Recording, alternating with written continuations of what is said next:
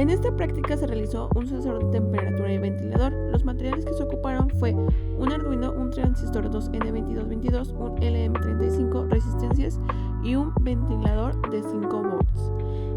El sensor mide la temperatura del ambiente y envía esa información al Arduino. Cuando el Arduino detecta que la temperatura es mayor a 20 grados, activa una salida que enciende el ventilador. Esto se hace por medio de un transistor que permite el paso de corriente hacia el ventilador y así empieza a girar. Una vez que la temperatura baja a 20 grados o menos, el Arduino desactiva la salida, lo que corta la corriente del ventilador y se apaga. De esta forma el sistema permite mantener una temperatura adecuada encendiendo el ventilador solo cuando es necesario, de manera automática y eficiente.